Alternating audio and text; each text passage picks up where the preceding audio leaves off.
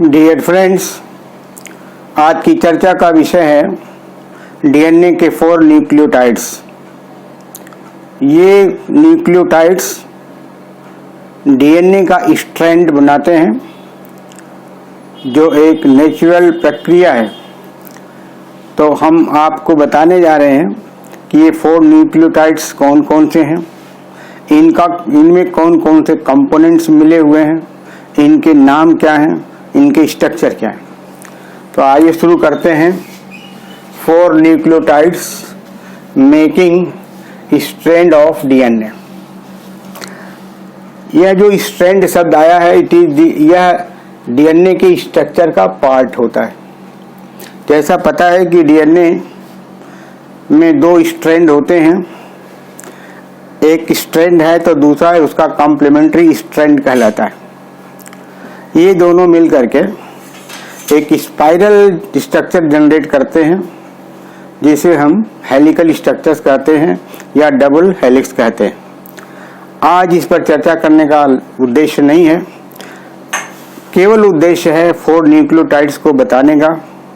ये 4 nucleotides DNA में कौन कौन से होते हैं, उसमें कौन सा शुगर यूनिट होता है, कौन सा फॉस्फोरिक एसिड होता है, कौन सा एसिड होता है और कौन सा बेस होता है।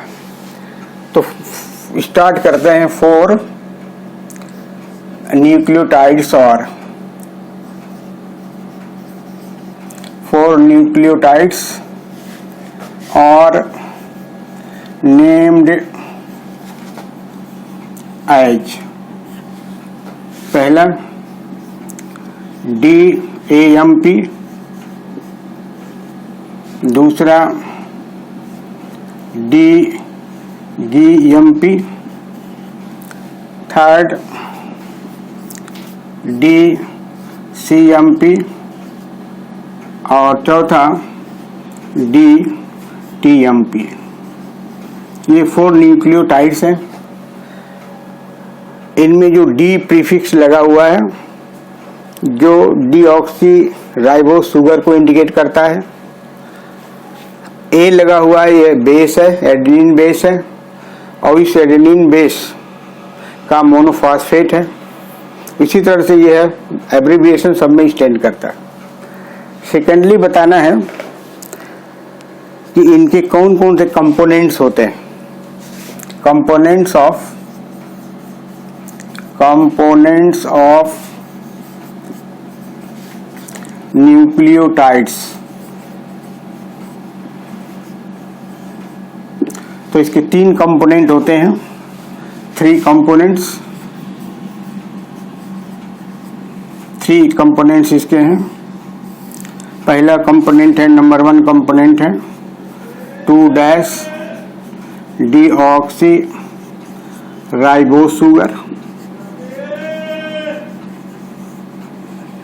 दूसरा कंपोनेंट है heterocyclic nitrogenous base.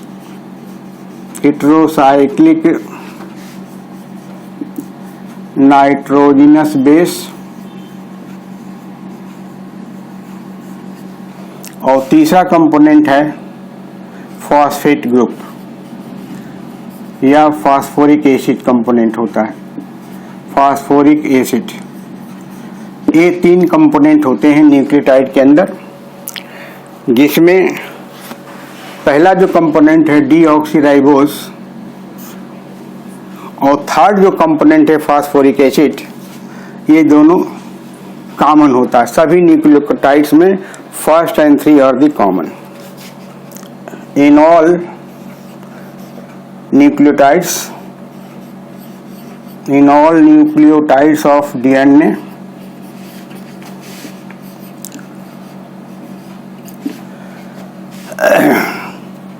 Ribose sugar, deoxyribose sugar,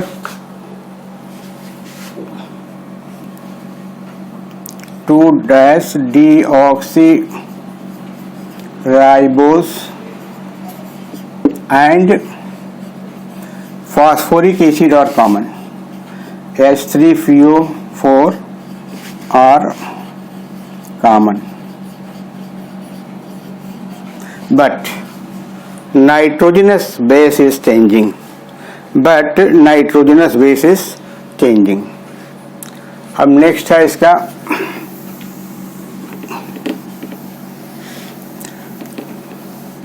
structural representation.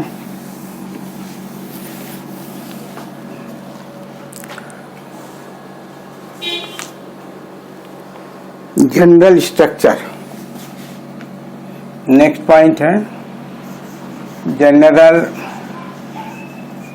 Structure of nucleotides.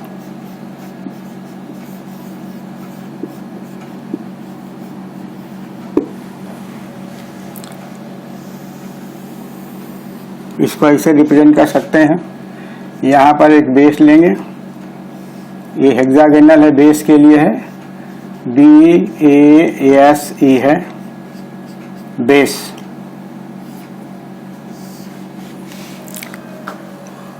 Base part है, इस बेस पार्ट से ये डीऑक्सीराइबोस शुगर मॉइटी जुड़ी हुई है। ऐसे नंबर 1 है, carbon number 1, 1 dash 2 dash 3 dash 4 dash और यहाँ पर 5 डैश है। ये राइबोस का रिप्रेजेंटेशन है।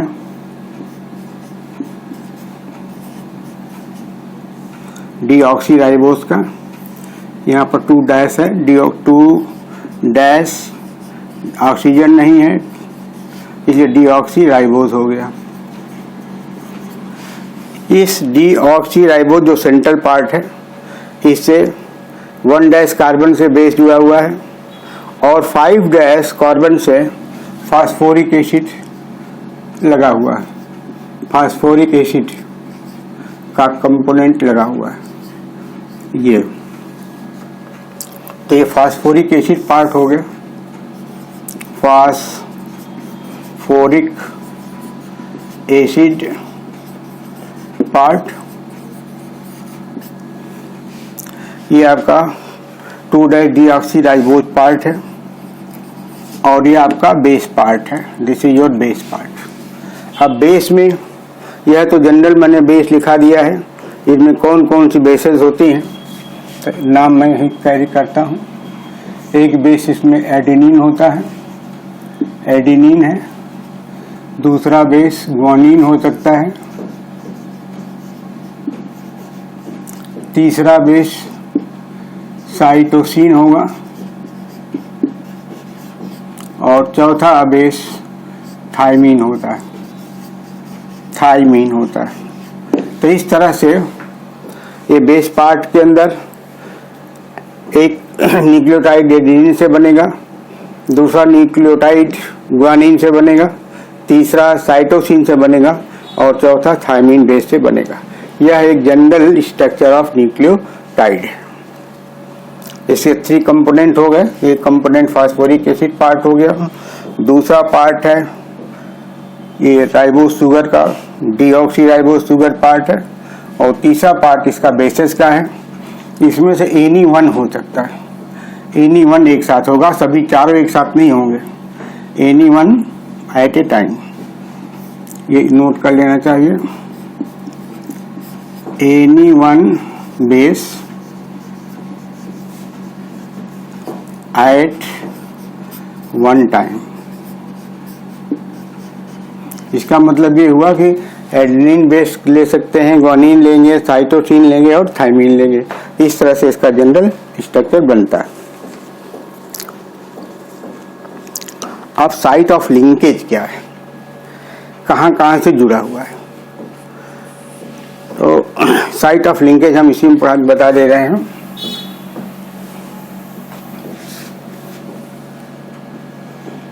साइट माने place, site of linkage.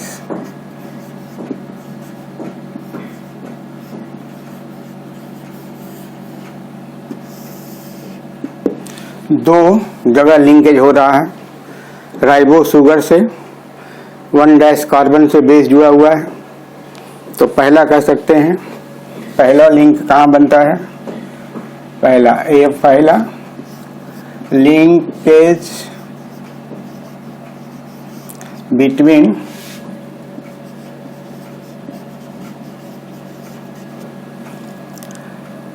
C1 dash carbon linkage between C1 and base and a base। यहाँ पर ये लिंकेज है, C1 कार्बन से बेस जुड़ा हुआ है, तो linkage between C1 dash carbon and A base, एक लिंकेज ये हो गया। ओनली 2 लिंकेजेज होते हैं, ओनली साइट ऑफ लिंकेज 2 होता है। तो पहला लिंकेज तो बता दिया। दूसरा लिंकेज C5 डैश कार्बन से फास्फोरिक एसिड का लिंकेज होता है, तो हम मिटाना पड़ेगा।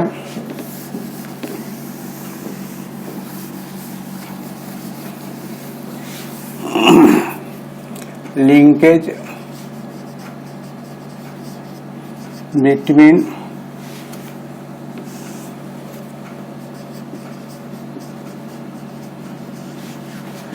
C5 dash carbon and phosphate group इसको बोलते हैं। हालांकि वो फास्फोरिक एसिड ग्रुप है, लेकिन बायोकेमिस्ट्री की भाषा में उसको फॉस्फेट ग्रुप बोला गया है तो ये फास्फोरिक एसिड पार्ट, लेकिन बायोकेमिस्ट्री की भाषा में इसे फॉस्फेट ग्रुप लिखा हुआ है। तो ये 2 लिंकेज होता है। ये दोनों लिंकेज किससे होते हैं? बोथ लिंकेजेस जिसमें डीऑक्सीराइबोस कॉमन होता है। डीऑक्सीराइबोस से दोनों लिंकेज बनते हैं, जैसा कि मैंने दिखा चुका हूँ। अब इनका प्रत्येक न्यूक्लियोटाइड का स्ट्रक्चर कैसा है? Structure of each nucleotide.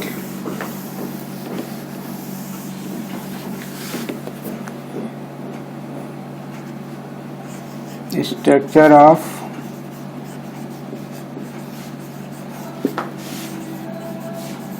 each nucleotide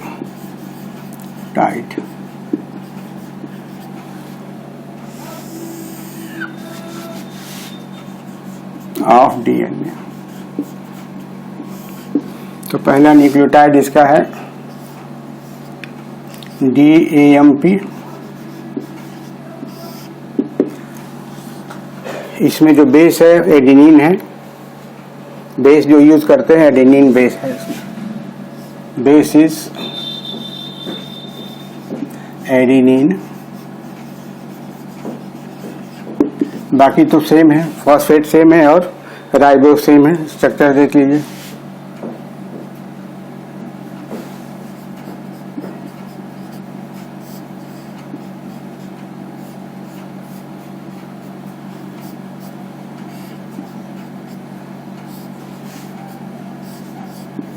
ये 9 पोजीशन में ऑलरेडी बताया जा चुका है।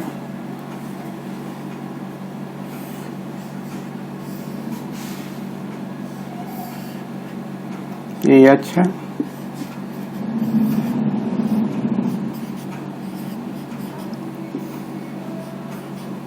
2 डैश है, 1 डैश है। Carbon 5 dash O PO OH OH। ये आपका DAMP हो गया। DAMP D ribose deoxy ribose के लिए है। D for 2 dash deoxy ribose है। A एडेनिन बेस के लिए है, एडेनिन है। M मोनो के लिए है और P फास्फेट के लिए। DAMP 2 dash deoxy adenine monophosphate. अब इसका हम पूरा नाम लिखेंगे। DAMP का फुल फॉर्म होगा, full name 2 dash deoxy ribo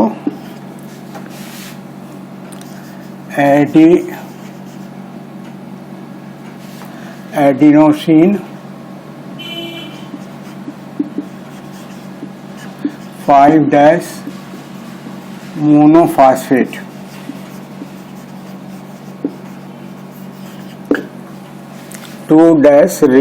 2-डीऑक्सीरिबो adenine 5' monophosphate. इसी एडिनोसिन एडेनिन 5' मोनोफास्फेट। तो ये डी हो गया, यहाँ ए हो गया, ये एम के लिए, ये फास्फेट के लिए हो गया। ये बन गया आपका DAMP। अब दूसरा हम न्यूक्लियोटाइड लेंगे, नंबर 2 न्यूक्लियोटाइड। यहाँ पर ए के जगह पर जी कर देंगे, DGMP। तो DMP में अब जी जो आता है ग्वानिन के लिए आता है, इसका फुल फॉर्म हो जाएगा ग्वानिन 5' मोनोफास्फेट। ये जी है, ये इसका फुल फॉर्म है। अब इसको बेस को हम चेंज कर देंगे।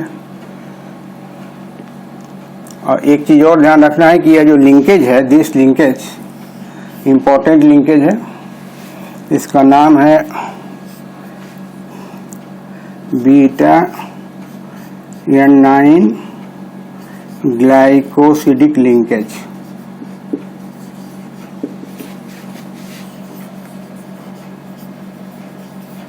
ये लिंकेज है बेस का, ये 9 प्यूरिन बेस का 9 पोजीशन पर राइबो शुगर कनेक्टेड है। अब इसके लिए हम बेस को चेंज करेंगे। बेस को चेंज करेंगे तो इसका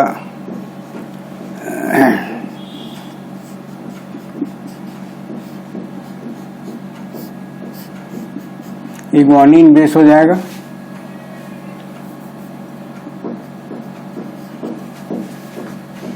ये पार्ट जो है ग्वानिन का हो जाएगा। यहाँ पर जी पार्ट जो है एडेनिन के जगह पर ग्वानिन यूज किया जाएगा। ग्वानिन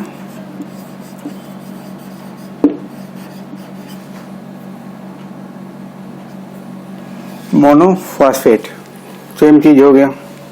ये पार्ट जो है ग्वानिन बेस का पार्ट है, ये जानते रहिएगा। ये ग्वानिन पार्ट है, ग्वानिन बेस है। तीसरा है, या ग्वानिन बेस को दिखाना है, कैसे दिखा सकते हैं? ग्वानिन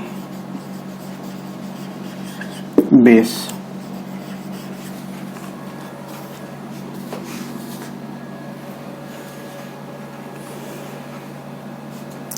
अब तीसरा न्यूक्लियोटाइड है,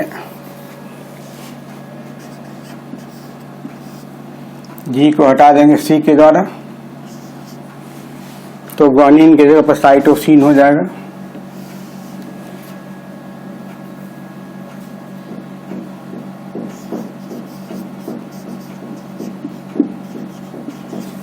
साइटोसिन 5' मोनोफॉस्फेट। अब इसके जगह पर हम बेस यूज करेंगे साइटोसिन।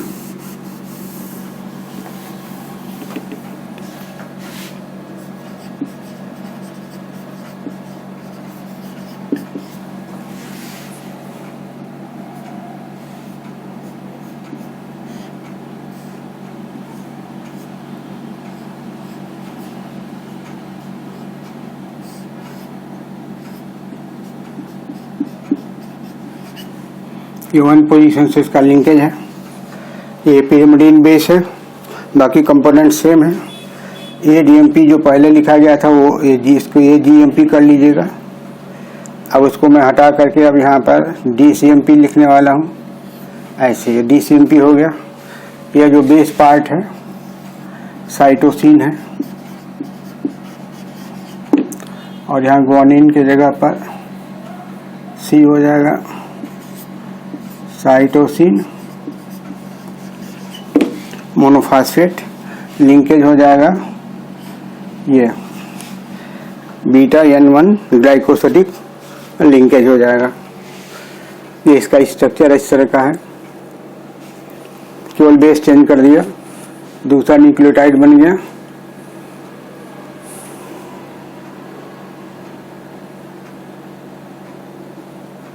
ये जो साइटोसिन बेस है पिरिमिडीन बेस है। और लास्ट में हम लिखते हैं चौथा जो न्यूक्लियोटाइड है, ठीक कर दीजिए इसको, DTMP। साइटोसिन के जगह पर थायमीन आ जाएगा, थायमीन।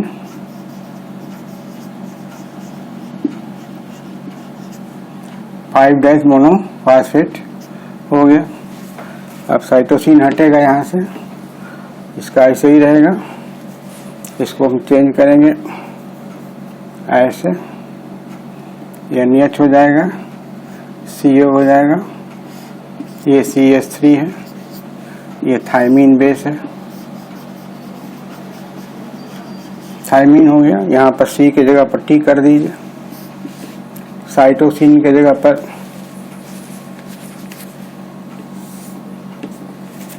थायमीन कर दीजिए,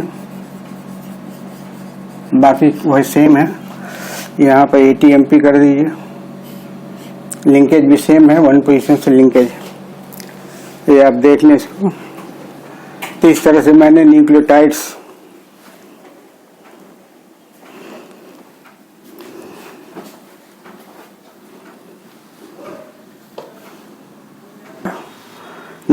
की मैंने चर्चा कर दिया था। ये सभी न्यूक्लियोटाइड्स मिलकर के DNA का स्ट्रैंड फॉर्म करते हैं। और जब DNA का स्ट्रक्चर मैं डिस्कस करूंगा तो डिटेल में बताऊंगा कि किस तरह से हेलिकल स्ट्रक्चर बनता है। तो आज के लिए इतना ही। Thank you very much.